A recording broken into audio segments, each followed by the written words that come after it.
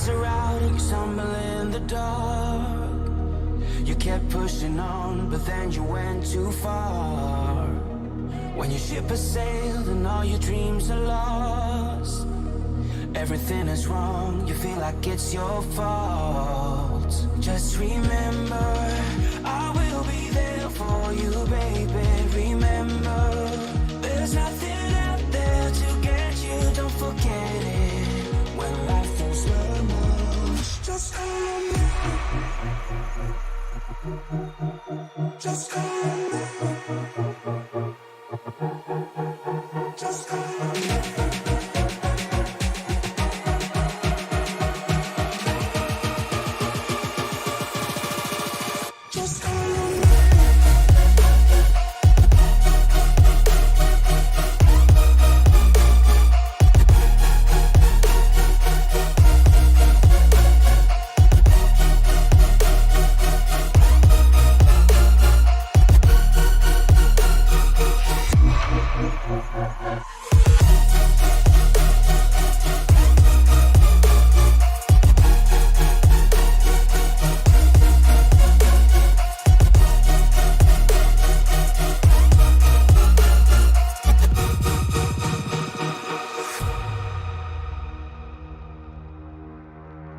You're stronger now than you ever been.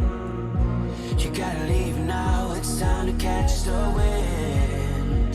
You will climb up high and look through the clouds, and when you're feeling low, I know you'll bounce back. Oh, and just remember, I will be there for you, baby. Remember, there's nothing out there to get you, don't forget it. When life throws lemons, just call on me.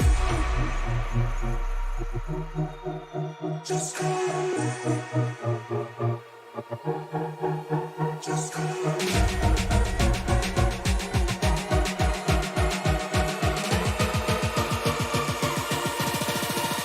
Just call on me.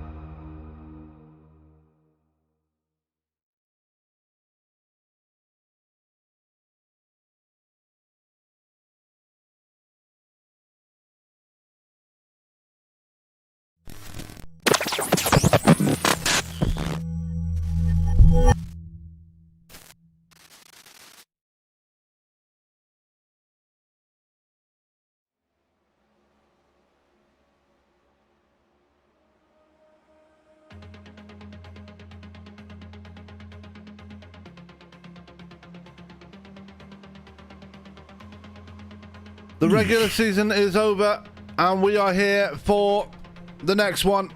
And this is where it gets more important, as today is the first round of the playoffs, the round of 16, as we go off in search of a champion here for the Rowdy Energy Cup Series, brought to you by Rowdy Energy themselves. Good evening, everybody. My name is Sam Cooper Bennett, joined with here for ESPN. Joining me in the booth once again is one Mr. Tony Trapasso. And Tony, happy Labor Day. Yeah, happy Labor Day to you, Sam. Happy Labor Day to all our viewers out there. Hopefully it was safe above all else, and nobody had to visit the EMTs, who happen to be the first people that you see after you say, hold my beer and watch this. Yeah, and we're going to see a lot of people saying, hold my beer and watch this tonight, as we're at the track Too Tough to Tame, the Lady in Black, whatever you want to call it. We are at Darlington for the league's version of the Southern 500. We are here for 150 laps here tonight.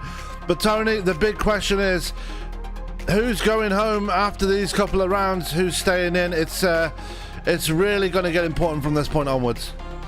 Yeah, absolutely. I mean, this is crunch time. This is you had your mulligan already this season. Even if you didn't take it, you already used it, whether you realized it or not, because there are no, excuse me, there's no do-overs in this playoff format. No, there is not, and the slightest mistake will cost you. And especially around here, we couldn't have got off to a more difficult start to the playoffs here, with going to Darlington in the great state of South Carolina. And it looks like this here tonight. We are at a track which is 1.31 miles. So it's a cookie cutter, but it's an egg shape. So just go with that. This is far from a cookie cutter, bud. This was the first super speedway. Yeah. And if you'll notice, as the cars go through the corners, there's that big flat section down towards the apron. That's actually where they originally intended for the cars to run when this track was opened. The banking that everybody's using currently and have since this track opened was really intended for runoff area to give the drivers a little bit of cushion to help keep them off the wall. But some rocket scientists decided during the first practice session that if he put his car up near that wall, he could keep the throttle open quite a bit longer and carry a lot more speed into and out of the corners, and everybody else caught on very quickly. Yeah, an interesting fact that I found out the other day about Darlington is that turns 3 and 4 are like they are because some guy had a pond there next to the track and didn't want to move it, so they had to make it different to what turns 1 and 2 are, which is very unusual. They actually took NASCAR to court over that as well, apparently. So that's an interesting fact. Well, yeah, when the France family, originally wanted to. Well, it wasn't the France family that originally built the track, but when the original owners bought the property and built the racetrack, the owner of the pond was pissed because all the dirt that they had been landscaping, or whatever you want to refer to it as, to get the track banked, all that dirt kind of ran into his pond, and he was pissed. Yeah, and I would be as well, understandably, as we are under qualifying conditions right now. We're looking at Frank Marchese in his Chevrolet, just coming out of turn 4 right now, and will start his qualifying run. Actually, he will go to the top of the board, it looks like, as Mark McFadden jumps into second place. So, there's a throwaway lap. Oh, that is a throwaway lap for Marchese as he slams the outside wall coming out of turn 2, and well, that's his first Darlington stripe of the night. It's his, first one that counted. Yeah. I mean, I've been watching since practice opened, and there's a lot of wadded race cars in the garage area right now. Yeah, there Jason are. Pat banging turn one wall. Yeah, we're going to see a lot of that tonight. The lady in black is not, well, she's a mistress of evil. Let's just put it that way. As Connor Trafari goes to the top of the board with a 29.086. And immediately eats the wall. Yeah, and Trafari Good is... grief. Braden Black, who's not in the playoffs, is in first place now. He goes to the top of the board in the sports clips, number 36. Nick Kessler straight to the top of the board now. He's a man looking to get his playoffs off to a good start here tonight. He is one of the playoff contenders here tonight. First one to put one sub 29, and only one of two drivers that have gone sub 29s all night. The other one being Braden Black. Black was flirting with it during his qualifying attempt, but couldn't quite, get that clean lap that he needed. But, yeah, that was the hell of a lap by Kessler. Brandon Lowe's has been on a tear the last few weeks. He's looking for another good result here tonight at Darlington as he takes a very unorthodox line going through, I believe that was 1 and 2. Almost hitting the wall out of 2, but keeping it nice and clean in that. Lowe's number 25. We're going to see a few throwback schemes here tonight. Obviously, Darlington on Labor Day is normally a place where you see a lot of throwback schemes, right? Well, it's the oldest race on the NASCAR calendar that continuously has, well, I shouldn't say continuously run because NASCAR tried that failed experiment when they decided to move Labor Day to, I believe it was LA, and they threw a race and nobody showed up. Yeah. You didn't hear that from me. As Pap hits the wall again, and that's going to put him into a big Tokyo drift coming through turns 1 and 2, and it seems like a lot of people are going to have the misfortune of hitting that wall out of 2 as we're looking at the man that topped the standings at the season end. That was Javon Cherry, who ended the season as regular season champion. Yeah, new number on Cherry's card tonight. Throwback, another throwback Jimmy Johnson scheme, as Connor Trafari decided to let him have the 48 for the night. As Cherry just hitting the outside wall there, and he will not get a time in. We've got less than 20 seconds to go. Only 10 drivers of the 18 that have entered have put times in. So it's going to be 10 times in and 8 times not there. From Jason Papp, Ryan Worley, Brandon Wilson, Javon Cherry, Greg McConey, Shane Newens, Ryan Decker, and Cedric Hunter. A lot of playoff drivers in that mix there that have not taken time here tonight. I'm going to find it very difficult to make it to the front. So let's go and take a look at the grid for tonight's race.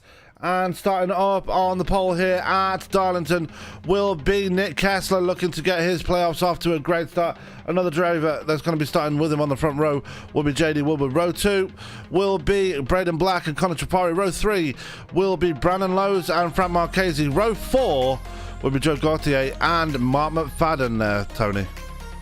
And this just in, congratulations to Mr. Gauthier, Division 3 Silver Crown Season 2 champion. So congratulations to him on that one.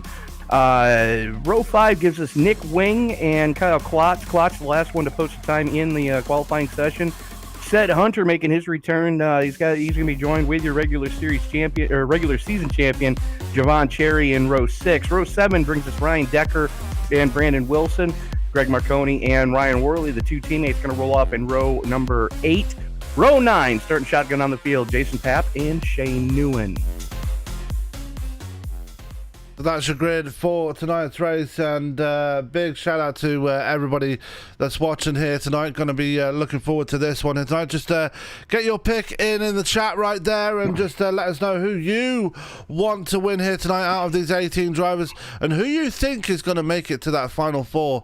Actually, I think final 6. Oh no, they're going traditional. They're going to the final 4. So who do you think is going to make it to that final 4 in Phoenix in a few weeks' time? Well, I mean, I know I've got my picks, but, you know, that and $1.25 will get you a cup of coffee. Yeah.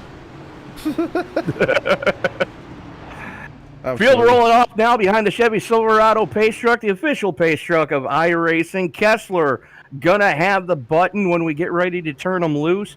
Great qualifying lap, too, for J.D. Woodward, putting it outside row number 1. So good start to the night for the 47 Valvoline Chevy Camaro, as Kessler trying to get a little heat in those tires as they work their way down the back straightaway. Field working its way into the 3-4 complex. The only thing that's really left to do, Sam, is you're going to adjust the visor, make sure that that's not going to fog up on you. Give the chin strap a little bit of a tug. Pull those 5-point safety harnesses tighter one more time. Give the steering wheel a good tug. Make sure it's on nice and tight. Race fans, it's showtime!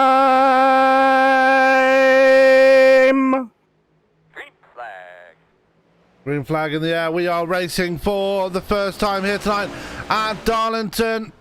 And in towards turn 1 they go. And let's see who is going to have the initiative early on. And at the moment it's side by side between Kessler and Woodward as they come out of turn 2. Now everybody have to be careful.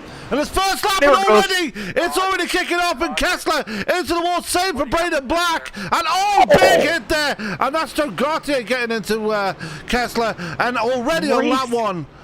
Race car to the face. Yeah. Good grief. Lap 1 and it's already kicking off here, Tony. I was kind of expecting that with how they went through turn 1. Kessler was starting to push up a little bit, and unfortunately for him, J.D. Woodward had a great run off of 2 and was at his door. Yep, and just like that, on lap 1, we have 3 drivers in trouble already, and I don't think they have a fast repair either. So this could spell. They have 1. Okay, so they have 1 mulligan, and there's about half the field that's going to have to burn it right now. Yeah, and from the looks of it, Connor Trafari pit started. No, but Jason Papp did. Oh, that okay. The black and yellow threw me off. Yeah, I just saw the car flash by because I was watching the replay again. Jason Papp is at the back of the field. I believe he's 1 lap down here. Let's bring up the ticker right now as we start things off here. He is not. No, so. So, a couple things to note of tonight. They've got 1 fast repair, 5 total sets of tires. So the set of tires that they qualified on is the set that they have to start the race on. Then they got 4 other sets that they can change onto. We're looking at 83-degree ambient air temperature, 86-degree track temperature, and only a 2-mile-an-hour wind. So wind's not going to be a factor here tonight at the Lady in Black. But the fact that they've only got 5 sets of tires to try to get through 150 laps, that's going to take something. Yeah, as we're looking at Frank Marchese, a lot of people have benefited from this. The biggest mover so far is Ryan Worley, up 7 spots from where he started. He started in P16. He's now up to P9. So Worley up there. But we're looking at Frank Marchese right now, already up in the top 3, right behind Brandon Lowe's and Connor Trafari. And they must think it's Christmas already because they got handed those positions because of that melee on lap 1. Oh, yeah, absolutely. I mean, you take a look at your top 3 right now. They started 4th, 5th, and 6th. They're now running 1, 2, 3. But how about Mark McFadden? He was able to weave his way through that melee, and I'm liking the Davey Allison throwback on the 5 tonight. Yeah, looking very good out there in that Valvoline machine. And I've just noticed we've got 2 Valvoline machines out there. J.D. Woodward is one of them. Shane Newens, I believe, is the other. And yeah, you can start throwing things and kicking puppies, whatever you want to do, Tony, because they are absolutely identical. No, they're not. The numbers on them are different enough. As looks like we're getting ready to go back to green here, Sam. That we are. So here we go. Pace truck will make the left turn on towards pit road very soon. There it goes, and now Connor Trafari will have control of the field as we go for the second time to try and get this thing underway here at Darlington. As here we go. Green flag in the air. We are racing for the second time here on lap 5 of 150, and everybody just has to be cautious here. I was trying to say this on the initial start. Everybody just has to take it easy here. Yeah, absolutely. As Trafari was able to get a better start or restart than his teammate was on the initial start, and was able to get clear of Brandon Lowe's quickly. Frank Marchese just sailed it in there and brought said Hunter with him to both get around Mark McFadden, who was running the restart on the high side. McFadden did not get the restart he was hoping for, as right now Marchese all over, Hunter all over Marchese as gets the pass done in the middle of 1 and 2. Yeah, and that is a big hit on the inside. I think that was Braden Black. McFadden was one of them. Yeah. But a big side impact there for the 36. I believe he's just burned his fast repair as well. So that might be night over for Braden Black. The only solace you can take from this is that he's not a playoff driver.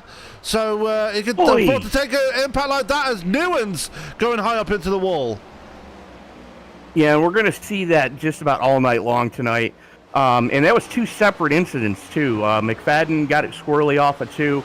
As did Black. Black pancaked the left side of that Toyota Camry, and McFadden kind of pancaked the right side of his car, but was able to kind of keep going here.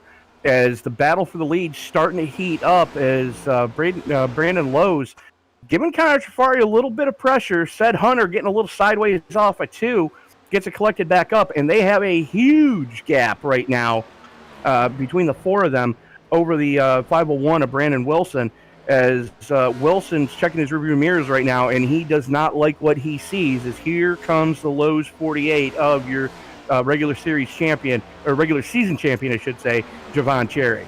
Yeah, Javon Cherry already going around Brandon Wilson, not wasting any time, but don't expect Cherry to be pushing this early on. It made a habit all season long of just sitting back and relaxing in the early part of the race and then putting the pressure on at the end. So expect Cherry to be happy with where he is right now, as the top 4 pretty much spread out right now. And Braden Black in pit road.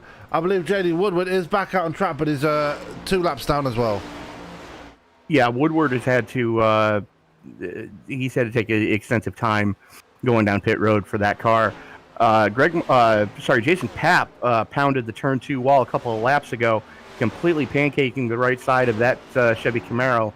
And because of that, Greg Marconi now is in front of his teammate by over a second. And don't look now, but here comes Kessler and company to try to make some headway back up. Yeah, Kessler looking for redemption after that lap 1 incident as he comes out of turn 2. Now looking to the back of Jason Papp.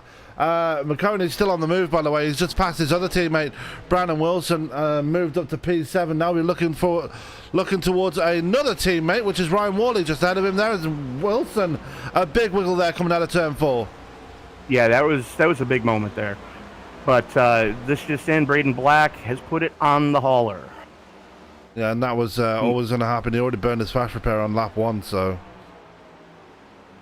Yeah, I mean, you hate to see anything like that happen, especially with a prestigious race like this, as Kessler just full send-it mode through 3 and 4 to get around Jason Papp, and now set sail to try to reel in Brandon Wilson.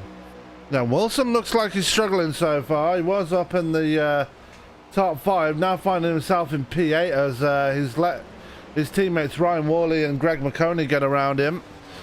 So Wilson on the struggle bus at the moment, as he's now fallen into the clutches of Kessler. Meanwhile, a bit further up, we've got a battle for second place here between Cedric Hunter and Brandon Lowe's. Actually, Cedric Hunter has got around Brandon Lowe's and is now up to second place.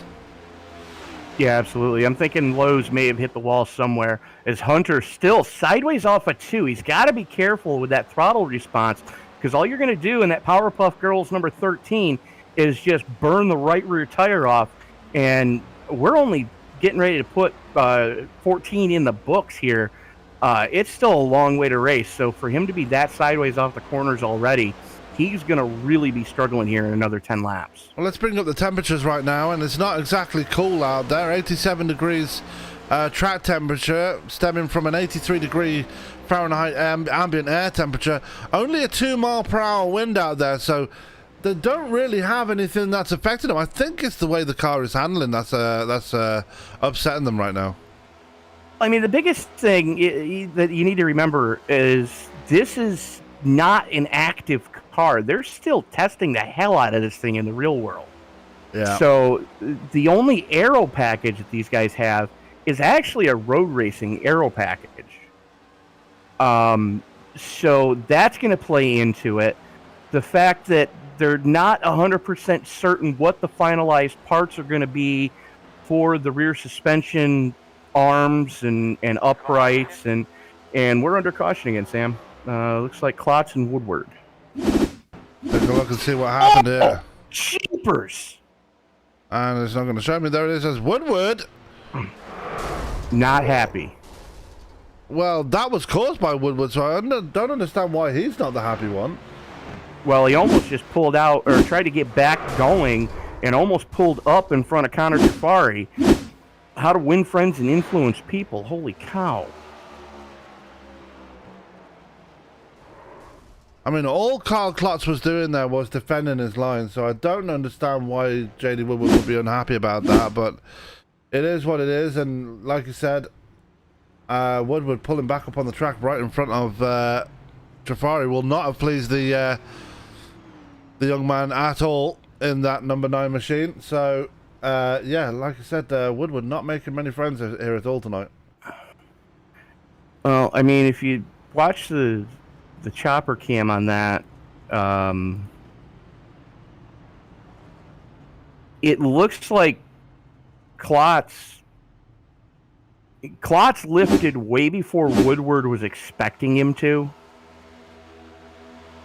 And, you know, that's something that was 100% on Woodward, because when you're the trail car, you've got to know what's going to happen with the car in front of you, where they're lifting. You know, and you go back and watch a handful of laps prior, Klotz was lifting in the exact same spot for the previous, 10 laps. Yeah, so it's up to the chasing car to make the pass safely, and unfortunately, Woodward was unable to do that. Klotz falling victim because of that. Klotz does have his fast repair. JD Woodward does not, so he will be the first of the playoff drivers to fall foul of this track and will be out of tonight's race. So Woodward is in a lot of trouble and is going to have a very good run in the next 2 races if he wants to make it into round 2. Braden Black and Brandon Wilson both put it on the hauler, so we've got 2 retirements so far. Yeah, we should have a third if Woodward can't make it back out again. I'm not really sure what happened to Brandon Wilson. He did look like he was struggling with the handling of the car, though, so I'm wondering if he decided it wasn't worth going ahead with it and just put it on the hauler for the night. Yeah, that probably is the case, and the bad news is,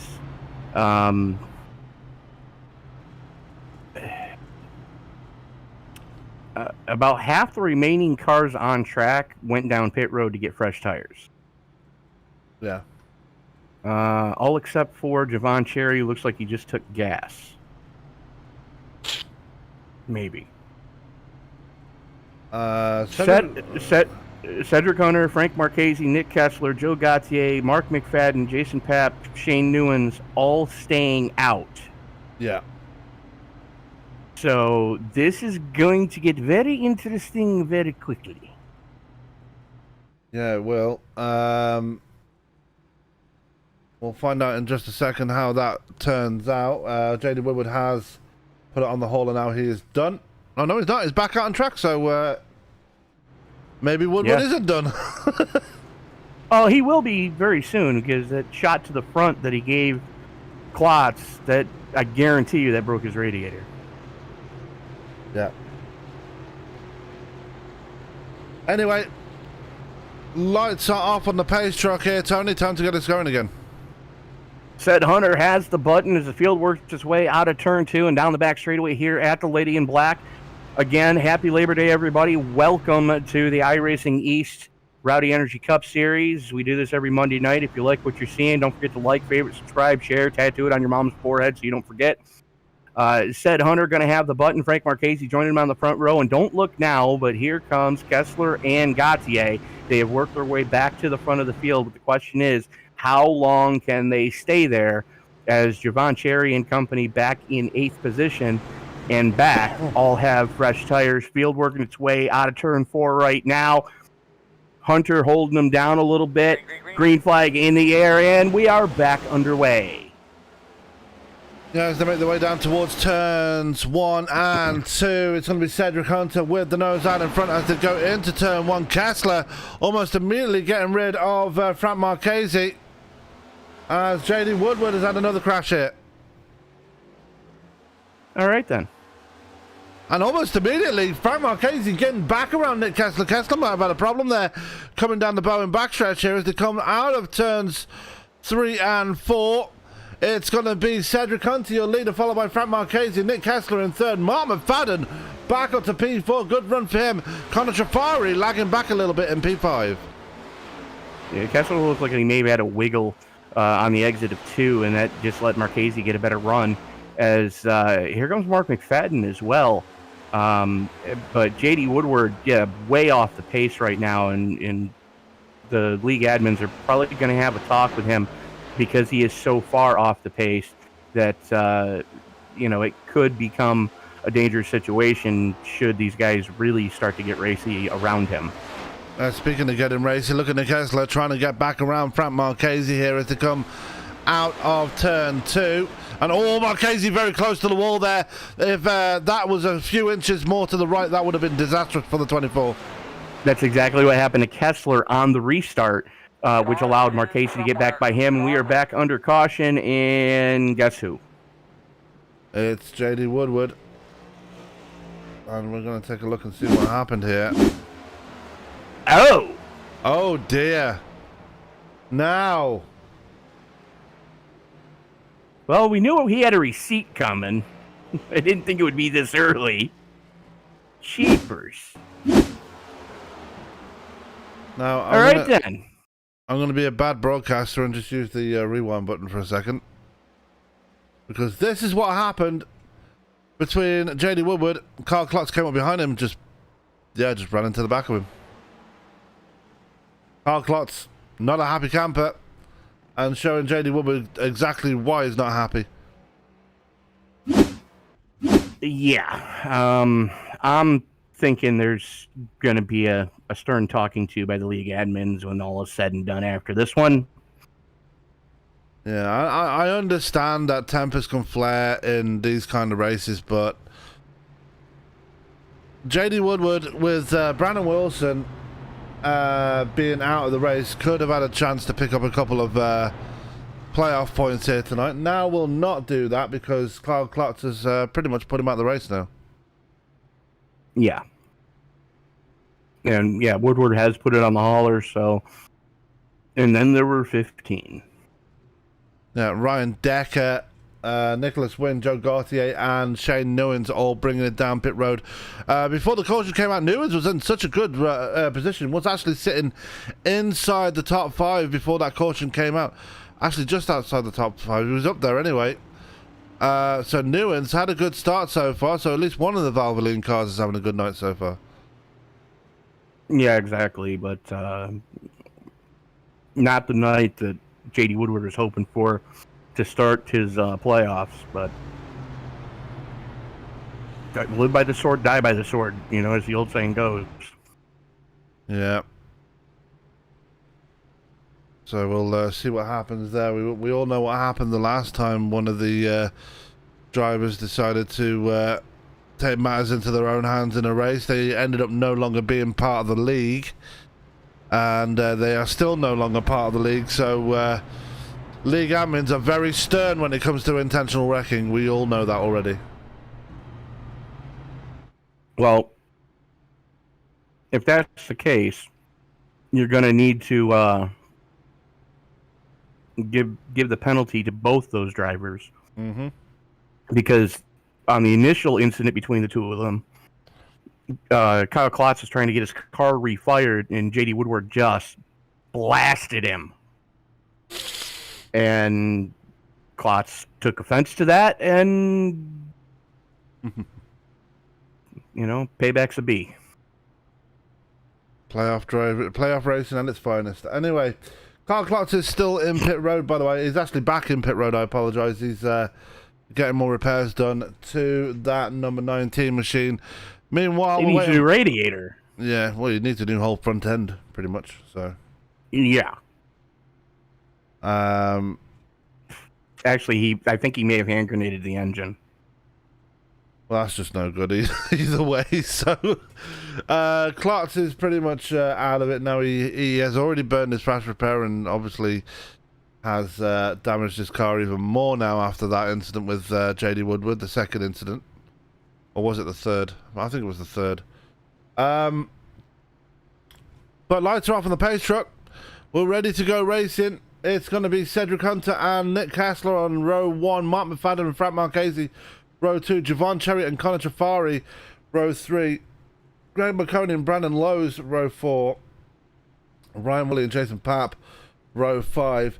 Everybody else behind them has taken it down pit road. Well, only 4 drivers, Decker, Wing, Gauthier and Newens, as we are ready to go racing once again as they come down the Bowen backstretch and in towards turns 3 and 4. Pace truck will make the left turn on towards pit road very soon, and it's a very unconventional entrance to pit road. It's midway through turns 3 and 4, so got to be wary of that one. As there goes the pace truck now. Cedric Hunter has control of the field as they come out of turn 4. Wait for that green flag to wave from Barney, the flagman. And we are racing once again on lap 28 of 150. And that big drag race down towards turn 1 once again. Actually, Sam, it's Barney driving the pace truck tonight. It's Peter Gazzini on the flag stand. And again, it's all kicked off again. And it's Javon Cherry in trouble. Cherry's had trouble on the restart there. And I believe there was contact for the number 48, and he might be in trouble here, Tony.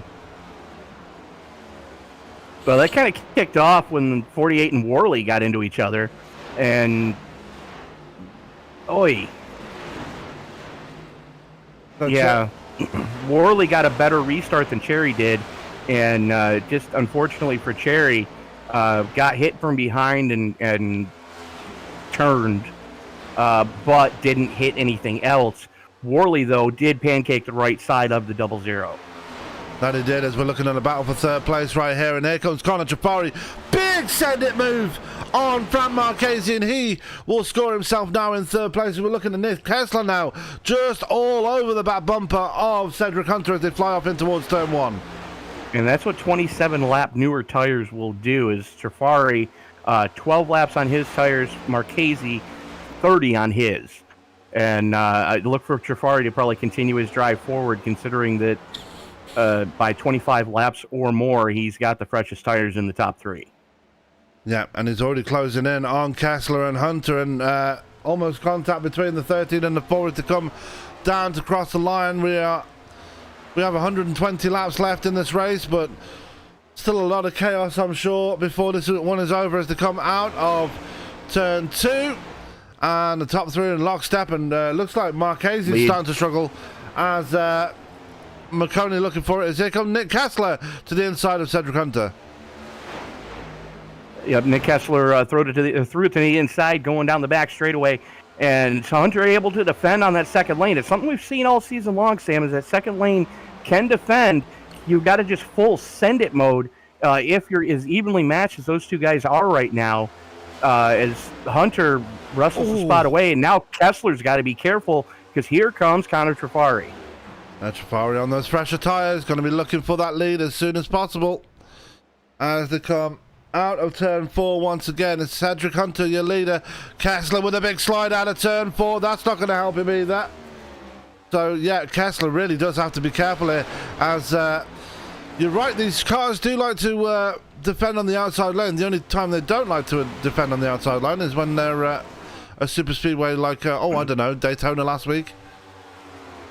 Yeah, unfortunately, I didn't get a chance to watch that one because I was a little busy. Yeah. Oh, big slide there by Cedric Hunter. That might hurt him, but still keeps the momentum underneath him. But yeah, just to a spoiler alert for those that didn't see last week's race. It was just a single file procession for about 80% of the race. So, as you would expect at a plate track with a car that's not really set up for that type of racing. But yeah, that was something we were talking about early in the race when Hunter was getting sideways off a 2. We're now at that point in the race where those tires are just screaming for mercy, and everybody that hasn't been down pit road yet at all is begging for a caution. And you can really see the difference in the attitude between Hunter's car, Connor Trafari's car, and Nick Kessler's car. Of the 3, Trafari has the most stable of those 3. And here comes Marconi as well. Yeah, Marconi's starting to catch up to these guys. One driver that's dropping like a stone, however, is Frank Marchese. He's not been down pit road yet, and now is feeling the disadvantage of that, as he now is struggling to keep up with Ryan Worley. Who also, last time Worley took it down was lap 17, which is on the same lap as Connor Trafari. So Worley on fresh tires too. Yeah, so Worley's on fresher tires, as is Marconi. Pap and Marchese both stayed out. Mm-hmm. So 2 different tire strategies working out right now for Dudes Racing, as Connor Trafari just all over the back bumper of that Power Puff number 13 of said Hunter. And Trafari looking to the inside, going into 1, trying to make it happen here. Full send it mode for the driver of the 9. And Hunter's starting to feel the pressure of not being down pit road yet, and now loses the lead. Marconi pitted on lap 17. He's making his way through. He's already got around Nick Kessler. Last time Nick Kessler took it down pit road was on lap 2, and that was after that first lap incident with JD Woodward. Yeah, and he didn't take tires at that point either. He just fixed the damage and went back out on track. But I mean, these guys are just flat getting it right now, Sam. Is we've already got 37 in the books of 150, and I dare say that some of these guys are trying to not use all 4 sets of tires during the regular portion of the race in case we get overtime. Yeah, and that's always a thing that looms in the air. We had both. We used up all the overtime that they had available last week, so we'll hopefully won't be going to that point again this time around. As we're looking at Frank Marchese now under pressure from Brandon Lowe's. And Kessler pounded the turn 2 wall, or the middle of 1 and 2, as Marconi throws it to the inside of Hunter going into turn number 3. Full send it mode for the Navy Ford Mustang, and just like that, move Marconi up into the number 2 slot. Yeah, I like the way Dudes Racing have got their cars painted right now. Marconi in the Navy car, Worley in the Air Force car, Marchese in the Marines car. I'm guessing Brandon Wilson, up until he retired, he was in the Army car. No, Jason Papp's in the Army car. Okay. So Papp's in the... Wilson was in the Marine car. Marchese's in the Marine car as well. So. You might want to check your trading paints, because I'm showing him in his... One of us has trading paint screwed up, and chances are it's probably me. Yeah, but probably you. I'm showing Marchese in his normal Rainbow Warrior DuPont Chevrolet. That was the one he ran last week. Anyway. I wasn't here last week, so how do I have that paint scheme? Oh, the last time you were on iRacing, that was the one he was running then. But they're all running special paint schemes to commemorate the armed forces anyway. But going back on the race topic though, Connor Trafari is gone, by the way. Yeah, almost a full second to the good over Marconi. Marconi about 7/10 to the good over Cedric Hunter. Hunter about the same over Nick Kessler. And then you're a 1.5 seconds back to Ryan Worley in the 00, who has a 2.5 second lead over Brandon Lowe's in the 25. Carl Klotz has now put his car on the hauler. He is done for the night. So now we are down to 14 drivers in this race. And things seem to have settled down a bit now here, Tony. Yeah, just a little bit. But for those of you in the live chat, go ahead and let us know who your pick is for tonight. We'd love to hear who you're rooting for. And keep in mind at the ticker at the top of your screen, anybody in yellow, those are your playoff drivers. So let us know, who's your final four going into Phoenix. Oh no. What? Jason crap. Papp hitting the pit wall attenuator.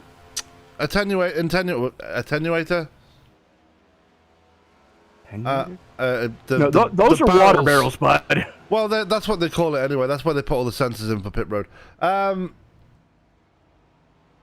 Yeah, Jason Papp trying to get into pit road and hits the barrels. That's just a worse way to get into pit road. Well, I mean, he was cooking when he got there and just he didn't hit it. He did not hit the barrels. Oh. He blew by the barrels. Oh, he locked it stopped. down and luckily we didn't get a caution from that. But yeah, that's gonna hurt. As Nick Wing going down pit road as well. And Wing's just been down pit road as well, so he's coming down a second time. So I'm guessing he might have got a penalty. As now the top two starting to get nice and close again. As here comes Greg McConey to the back of Connor Trafari. Yeah, absolutely. It's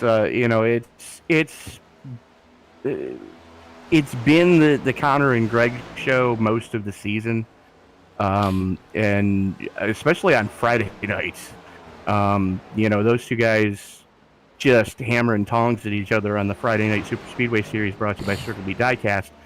But here in the Rowdy Energy Cup, they've been two of the strongest cars all season long. Now, granted, neither one of them have really had the finishes to tell that tale, but they've been two of the strongest cars from the start of the season back at Daytona.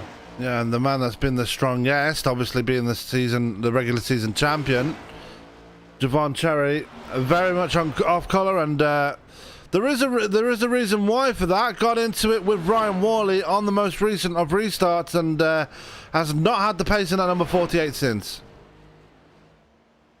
Well, with as hard as Worley hit him in the back bumper, I'm thinking that the diffuser at the back of the car, and if we can get one of the high-speed drones behind one of these guys, you can see there should be some vertical pieces just under the rear bumper, and there's heavy diffuser damage on the 48. So Javon Cherry going to have to burn that fast repair once he does bring it down pit road, and we are very... I think he already burned it. He got caught up in that first lap melee.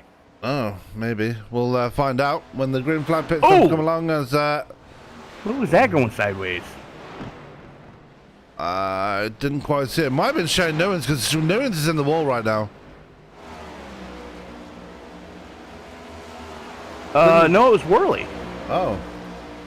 Pounded. Tell you what, he's lost that pounded spot. The turn 2 wall. Yeah, and he's lost that spot to Frank Marchese, so Worley now going to have to burn a fast repair as well now.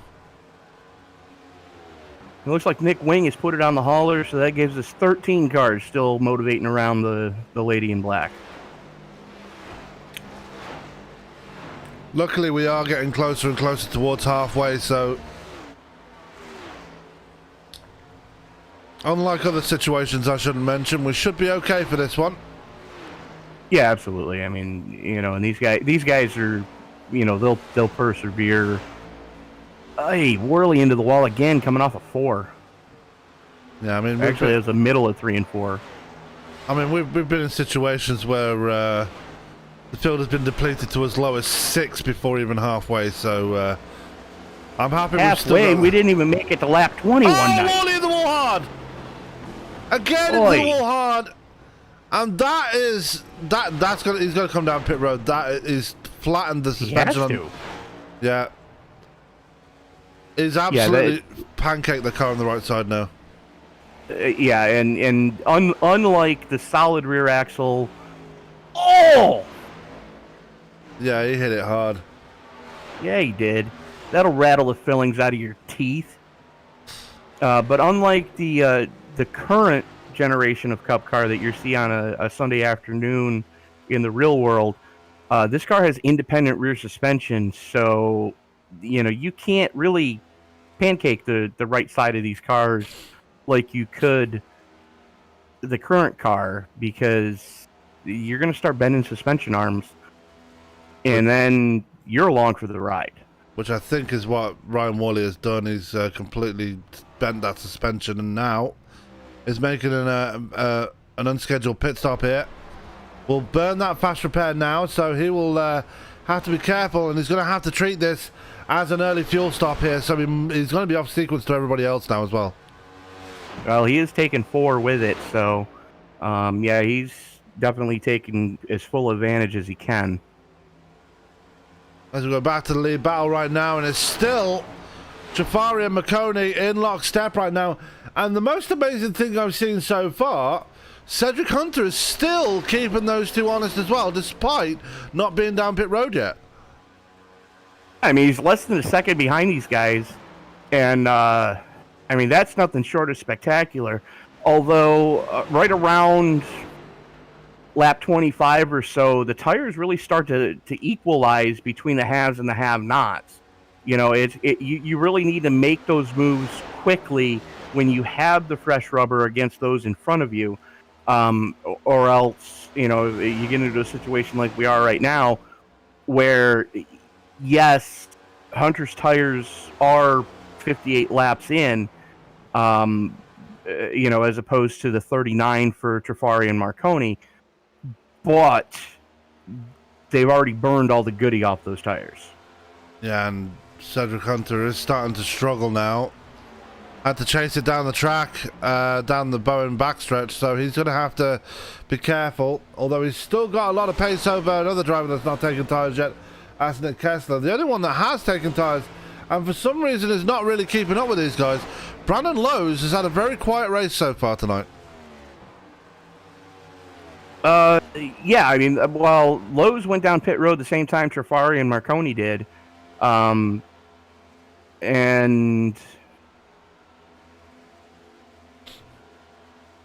I have noticed there's only 3 drivers that have not gone down pit road at all. And it's Hunter, Marchese, and McFadden. Everybody else has at least changed one set of tires. Unless Nick Kessler, who just came down to repair damage. And Nick Kessler, who just came down to... No? Oh, no, he took full fuel. He was showing us 14 seconds on his pit stop, so... No, that was Worley.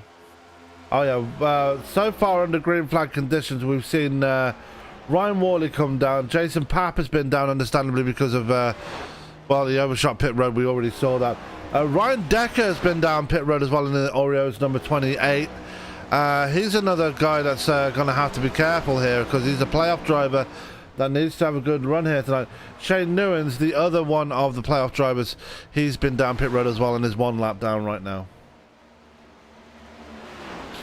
Yeah, absolutely. Not the opening salvo that Newens was hoping for, but if he can maintain where he is right now, he's still going to get top 10 points, which, as well as I do, Sam, every point counts from here moving forward. Yeah, it doesn't. Oh, and that's not what you want to see. Is Newens is gone. He's disappeared. And Newens, he's back again. He's back again. He's fine. But that Aussie brain of his is not exactly working with him right now. It's using all sorts of fun words and phrases that some of us over here on this side of the pond probably wouldn't understand 100%, except for a couple of expletives. No, we would explain them, but we're on the iRacing live portal tonight, so we don't really want to. True story. Be kicked off of there. Anyway, Trafari's still leading, and Trafari, I have noticed, has tagged the wall somewhere because he's got a lot of right side damage there, Tony. Oh, he did that earlier. But looks like Mark McFadden finally bringing it down pit road, calling no Mosk. He's going to evacuate the number 9 slot. Yeah, and he's going to give that to Shane Newens once he comes back around again. But we are starting to see green flag pit stops here, Tony. So this is where it starts getting important in this race, where this is where the strategy starts to come in. Yeah, absolutely. Big wiggle, though, for Greg Marconi coming off of 4. Had to chase it down the track a little bit. Killed a little bit of his momentum. And don't look now, but here comes his teammate Ryan Worley to try to get one of his laps back the hard way. Yeah. Yeah, and Chris Land... not again. Again? Worley just started blinking. Oh, Worley having problems. But, yeah, Chris Land, we know what happened. We could actually see what's going on, so, yeah. Anyway, carrying on with the race, Cedric Hunter still able to hold on to 3rd place here ahead of Nick Kessler, but the closest battle right now is actually the race for the lead between Trafari and Marconi, but Trafari's starting to leg that gap out a little bit more again now. Well, Marconi let his teammate go, and that kind of held him up just a little bit as Worley gets his lap. Hunter! Cedric Hunter in the wall! And he's hit the wall hard! That was a big shot, and he's he coming just back up on the hand grenaded the track. engine. That's not good. He's coming back up on the track, and he's not hand grenaded the engine, but he's knocked that suspension out. That's important.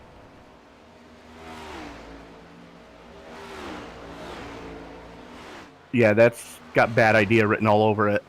As, yeah, he's immediately going pit side. Yeesh. Keep her down there, son. Good job. He kept it down there. Little dirt track driving coming through 3 and 4 to try to get that thing to pit road so he can finally burn his fast repair. Yeah, good. And, wow.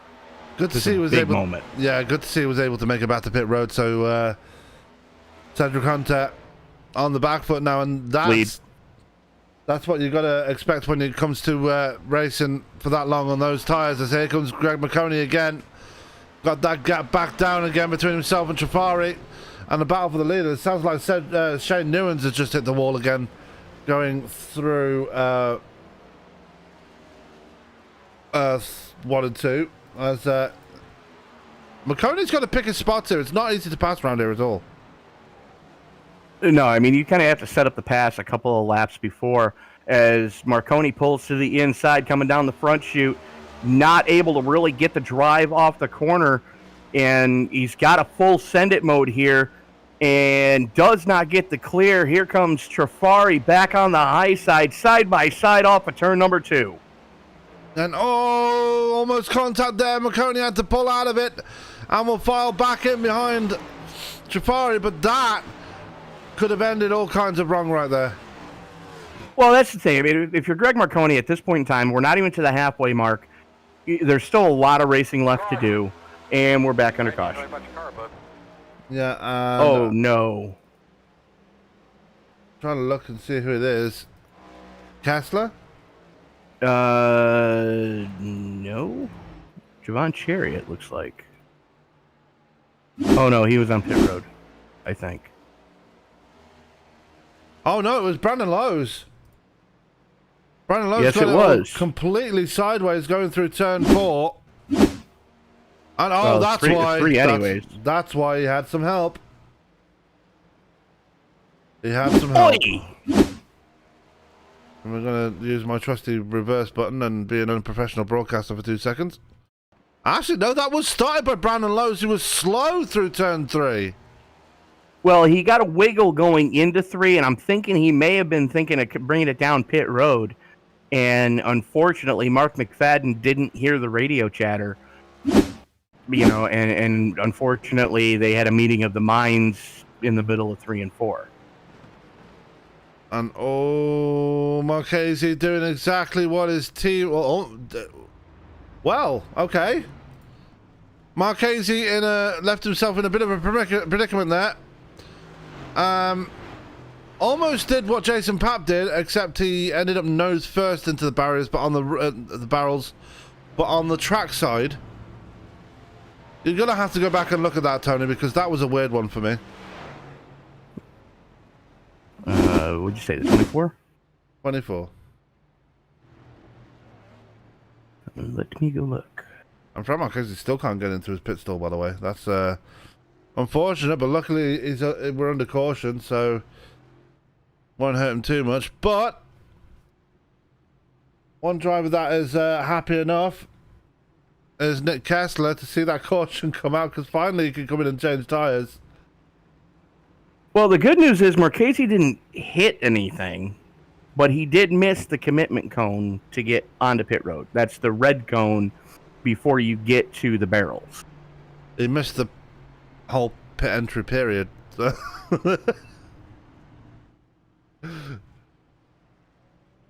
Oh dear. So the entire field, it looks like, except for Jason Papp, Ryan Worley, and Ryan Decker, all coming down pit road there. I can only assume. Go ahead. I can only assume Ryan Decker. Yeah, Decker had a massive penalty during that green flag run. That's why he's so as far back as he was. 54 seconds in his pit stall right there. So big problems for Ryan Decker during that green flag run. Speeding in. Yeah. I was waiting to tell you that one because I went back and looked. And looks like penalty for Marchese, unsafe pit entry. So he's coming back down pit road now. It's showing some right side damage as well. I'm guessing he's tagged the wall somewhere, but it's saving his fast repair for a rainy day.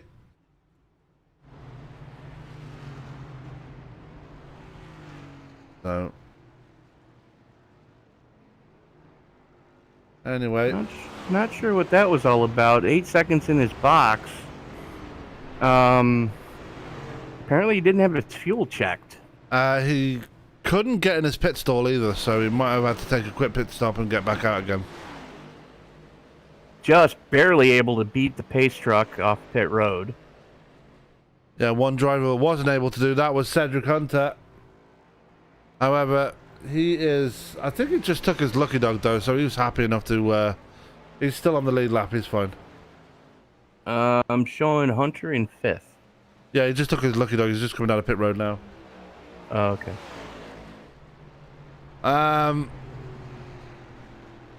Here we go. Tony, why don't you get us going again? Well, they're going to have to extend this caution because, the entirety of the field... I guess they're not. They're going to let it go. Oh, Cole trickling your heart out. Yeah, I know, right? As the field works its way out of turn number 4, Trafari has the button, holds him down, green flag in the air. And there were a lot of guys stacked up on that inside lane. So I'm thinking there were a lot of guys that had to take a wave around there to try to get at least one of their laps back. Ryan Worley being one of them, I know that, and it looks like Javon Cherry as well. And there goes Newlands having to chase it down the track. And here we go as the battle continues. This time they've got Brandon Lowe's in tow. That's Trafari, Marconi, and Lowe's, your top 3, as they're already a half a second to the good over the number 4 of Nick Kessler, your pole sitter. Yeah, Kessler has Joe Gauthier for company as well behind him. So your top 7, your top 6 actually, your top 8 actually, all playoff drivers. So they've all got something to fight for here, and they will probably be a lot more aggressive with each other than they would be a non-playoff driver. But here we go. Marchese getting a run on Trafari coming out of turn 4. Can't really do anything about it right now. Those tyres not really up to temperature right now. They need to be at the optimum temperature before they can actually start racing each other now at the moment. Yeah, absolutely. We're only 2 laps under anger right now. And, it takes a couple laps to get some heat into these low-profile tires. But go ahead in the chat. Let us know. Who are you pulling for tonight? Are you a Trifari fan? Are you a Marconi fan? Are you a Brandon Lowe's fan? Are you a Kessler fan? You want to see the Season 3, Division 3 Silver Crown champion Joe Gautier get one here tonight? Let us know. Yeah, or if your name is Chris Land, then your guy's already out because he's a JD Woodward fan. So, but that's one of the fans anyway. Good to see you.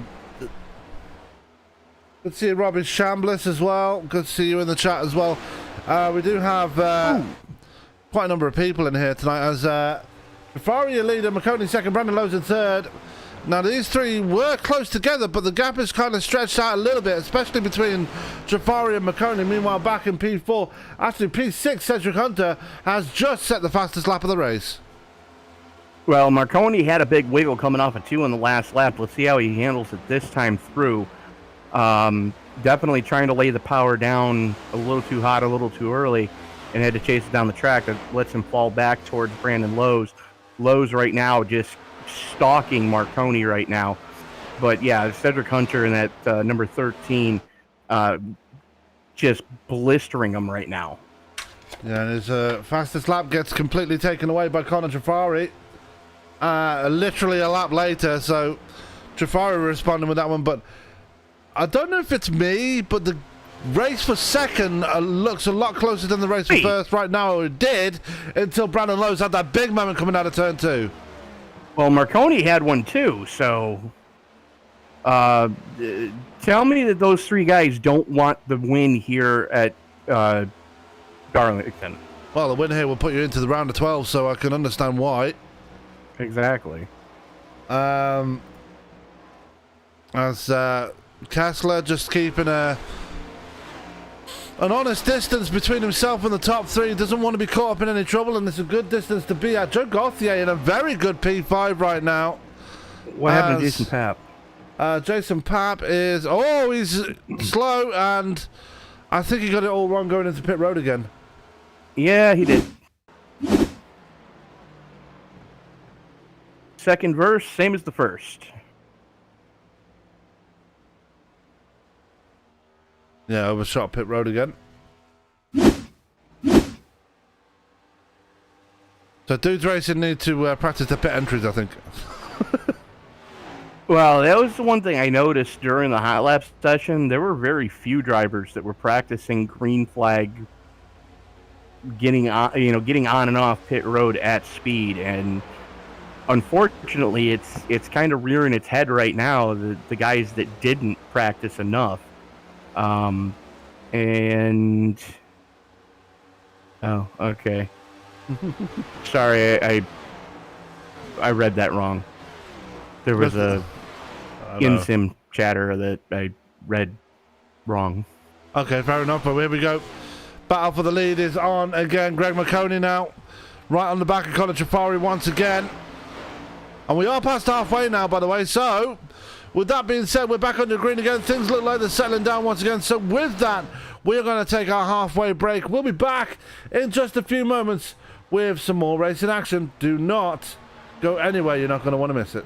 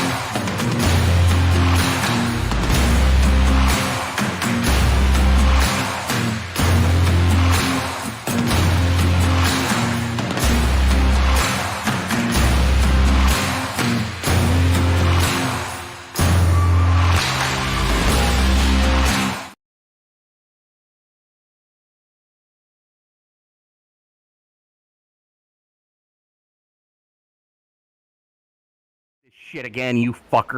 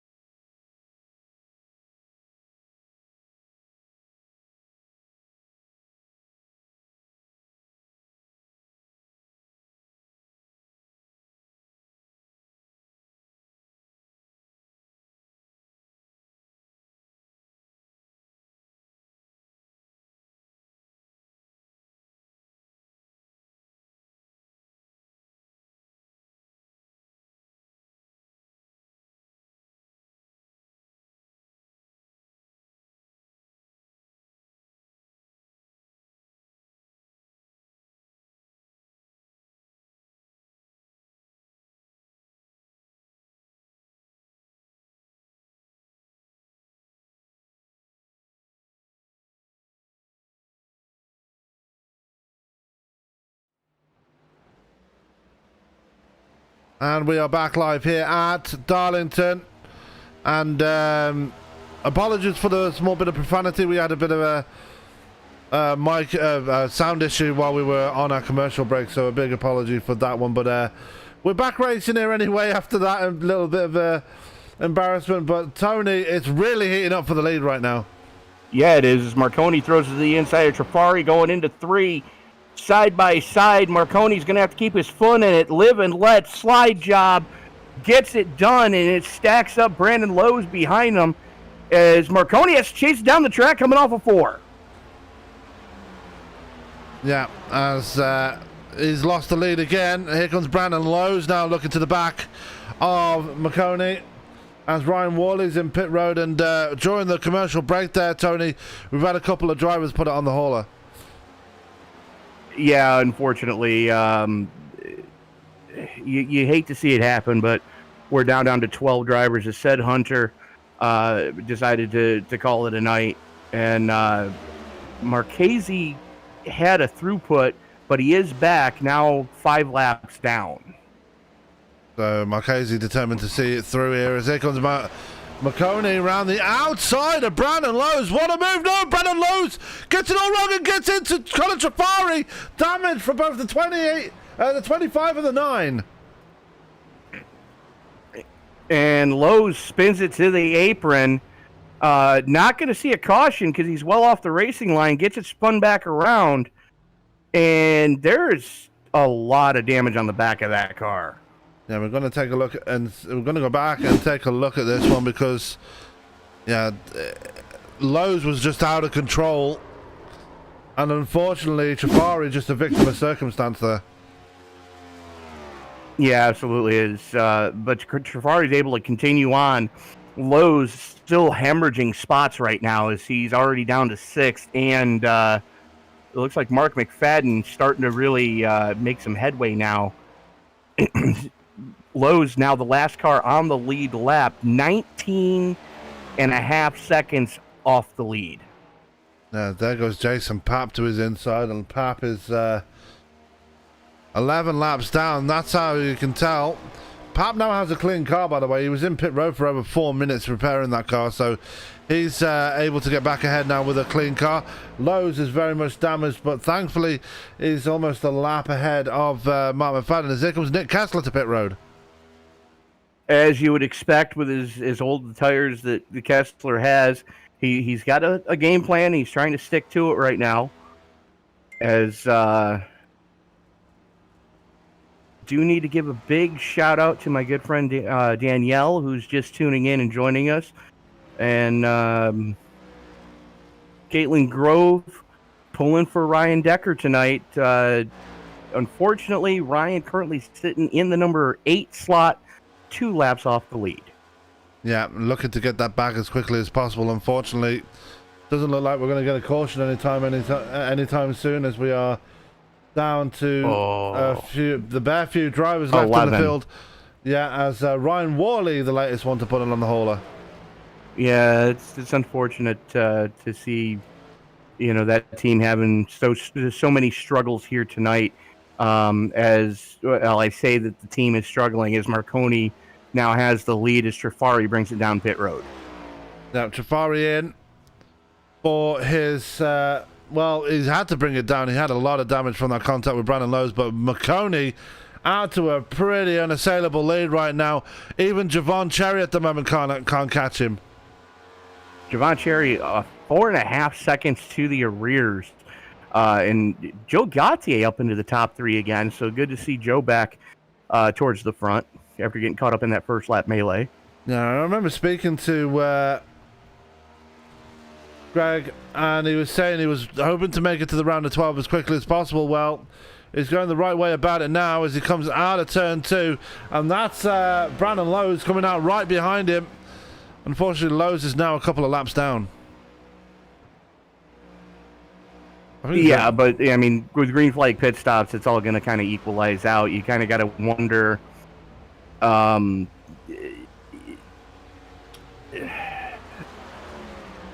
when is Marconi going to bring it down? Because Trafari was the one giving him the most pressure, and Trafari just took 4 and go. Hang on to her, son. McConey just able to save it. But he is going to bleed a lot of time now to the man in the 48. That is Javon Cherry. Remember what I said at the start of the race here, Tony? Cherry likes to take it easy at the start of the races, but it's when it gets nearer to the end of the races, he loves to really put the pressure on. And now he's getting into that. He's getting into that mindset.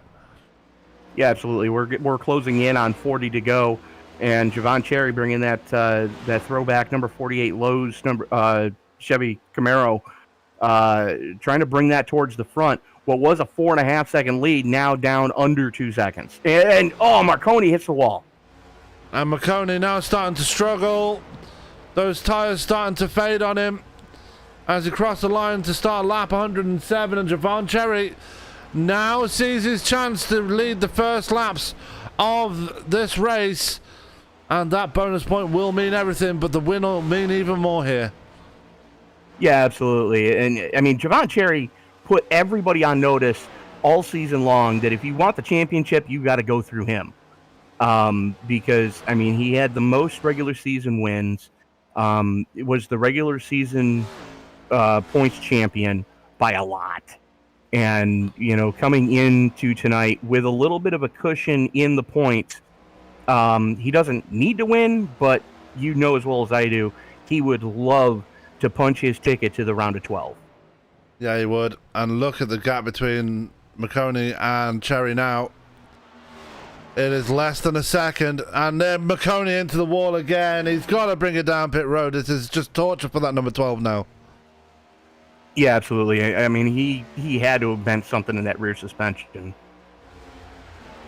Yeah, I think he did have contact with Brandon Lowe's, and that's what probably caused that, right? No, he just started hitting the wall. Yeah. All this has promoted this man up to third place, Joe Gauthier. And he is a lap ahead of P4. That is this man. Actually, he's less than a lap ahead of Nick Kessler now, because Kessler has took that lap back off him. And you've got to think Nick Kessler might be the man in the catbird seat right now, because he's already been down pit road. The two in front of him, the three in front of him, still need to bring it down. Yeah, absolutely. I mean, you know, Kessler's only one lap down, and we've already seen you're going to lose 2 in the pits. So if things stay the way they are right now, it's going to be a fight to the finish, but the undercut is just so huge right now. You take a look at Kessler's last lap time, 29.414. Compare that to Greg Marconi's 30.868. I mean, the tire fall off 2 seconds. That's huge. And Kessler just set a 29.3, so he's not slowing down anytime soon. So, yeah, that is a full 2 seconds ahead, or faster than Gauthier. Here comes Cherry to pit road. So Cherry, the first one at the top, 3 to blink. Now, mind you, his teammate Connor Trafari, I'm sorry, wrong team. But Connor Trafari right now only just under 2 seconds behind Kessler. And we've seen that, especially this season, as looks like Marconi coming pit side this time. Trafari, we've seen him able to conserve tires better this season than we ever have in the past. So if everything stays the way it is right now, look for Trafari to start making some headway. Yeah, and Trafari is already ahead of Cherry. Cherry just coming out of pit road now. He's about to lose a spot. I think might be losing a spot to Brandon Lowe's here. McConey in pit road, and Gauthier now has the lead. He'll get the bonus point for leading a lap, and it doesn't look like Joe Gauthier is going to bring it down anytime soon. He's still got a very stable car underneath him right there in that 67. I can't say I blame him. You know, we saw that these guys were able to go 60 laps. Now, mind you, he's 42 into his tire run already. He's 42. Ryan Decker's 56. Mark McFadden is 50. Everybody else 40 or less laps on their tires. You know, so are we gonna? We're gonna see him in the next 20 laps or so, because that's about all a tank of Go Fast will get you. As it looks like, I believe that was Jason Papp brushing turn 4, and eats turn 2 as well. As here comes Marconi to work around his teammate, and Papp giving Marconi plenty of room and plenty of respect. Yeah, and just look at the way the spots are now. Through that run of pit stops, Javon Cherry has been able to jump McConey in the pit stops and get the overcut. Same for Brandon Lowe's. He's now ahead of McConey. as it looks like Gautier is starting to struggle for speed now. He's bleeding track positions to the guys that have already been down pit road. As you would expect, but you take a look at the pit stop times. Marconi 14 flat to Javon Cherry's 13.5, Connor Trafari's 13.4. I'm not sure how Brandon Lowe's was able to jump Marconi other than getting the undercut by coming in as early as he did, 11 laps sooner. Track position is so huge here, as there goes Marconi around Gautier to get his lap back to Hardway.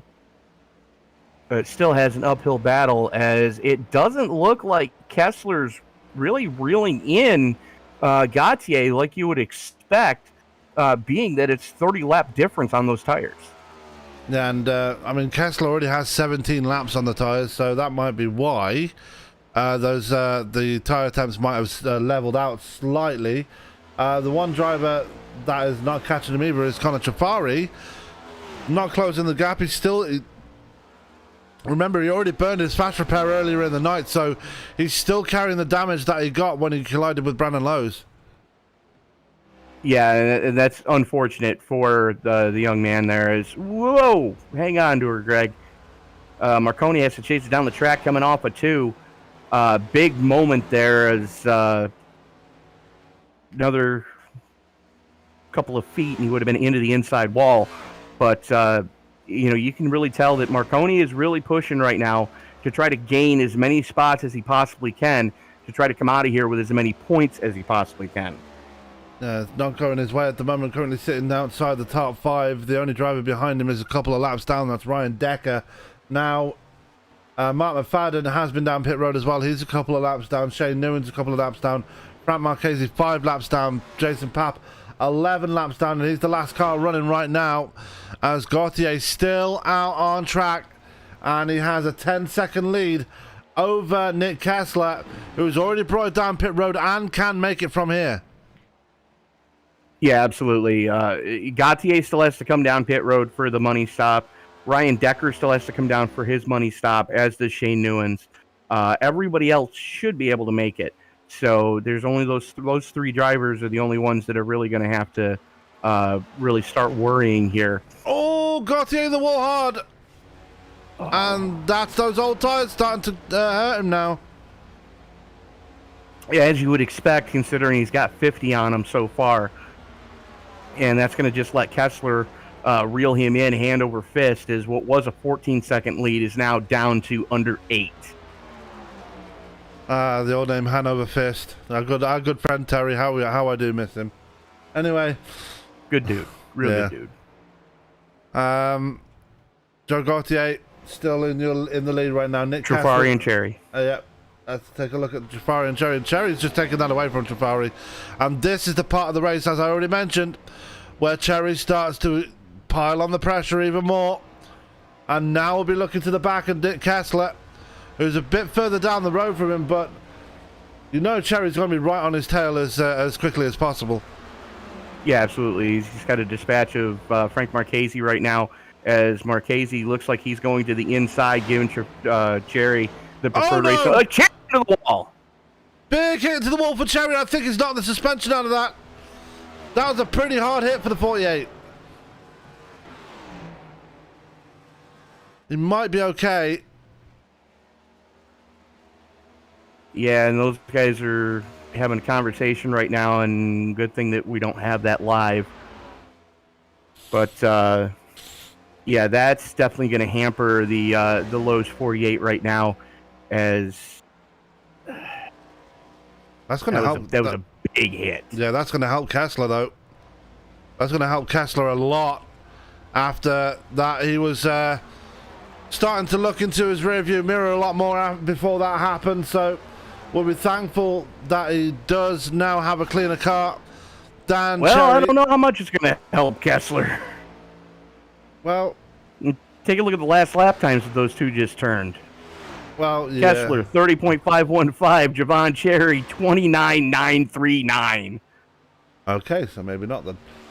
Wow. Gautier's still turning 31s here. So Gautier is He's got to be running on fumes now. He's got to be close. He's gone more than. Well, he's 54 laps into his fuel run, and what was an 8-second lead is now down under 3. Yeah.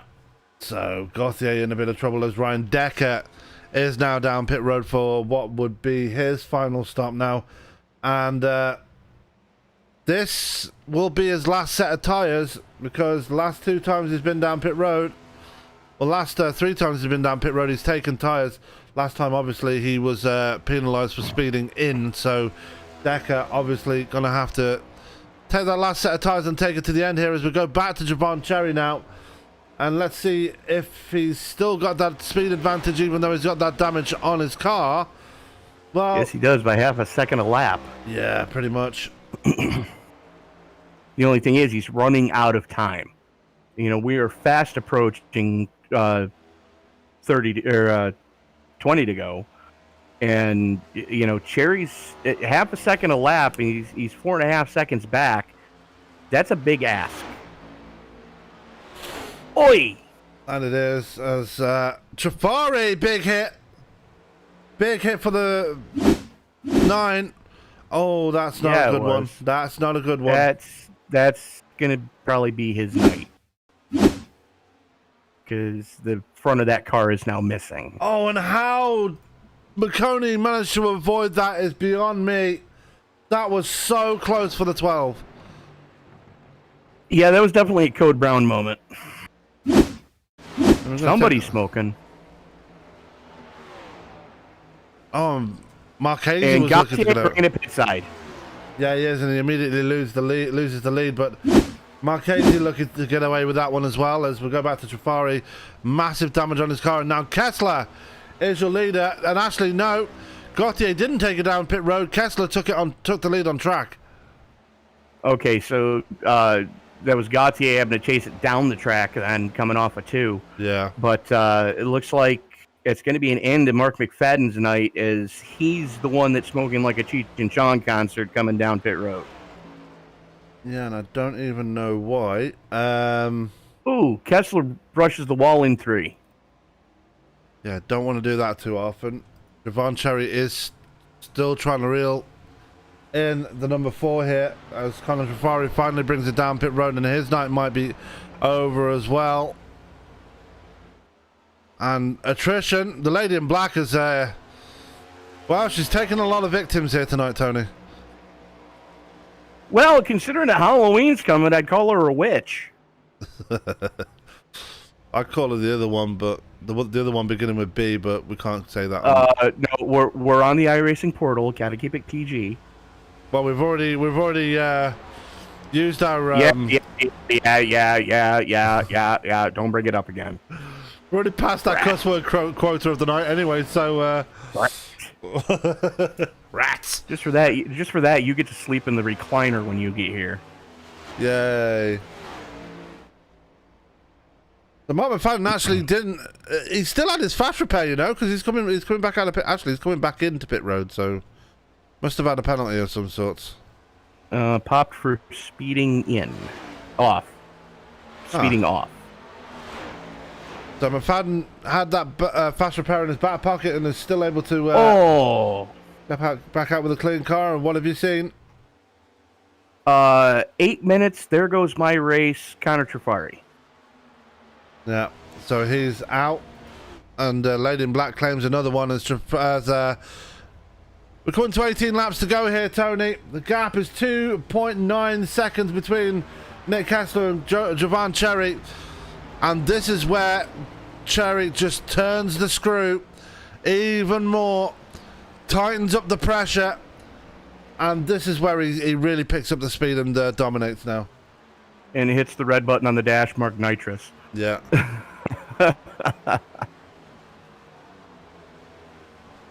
But yeah, no, this is like you're saying. You know, this is what you would expect in playoff time.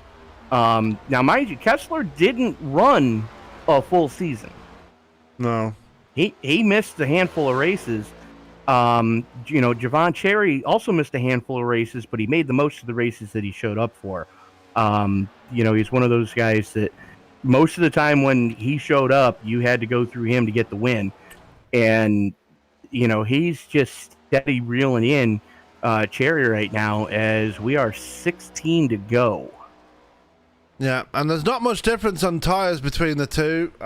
Kessler pitted on lap 100, and Javon Cherry pitted on lap 111, so 11 laps, there's not much difference between the two. It just seems like Cherry seems to have this track a lot more figured out right now. Yeah, absolutely. It's interesting to see how this is playing out as Greg Marconi gets by Joe Gautier to move into the number 3 slot. And Gautier still hasn't been down pit road. He's been out on track for 65 laps. Let me say it again, ladies and gentlemen. This man has been out on track 65 laps under anger. Yeah.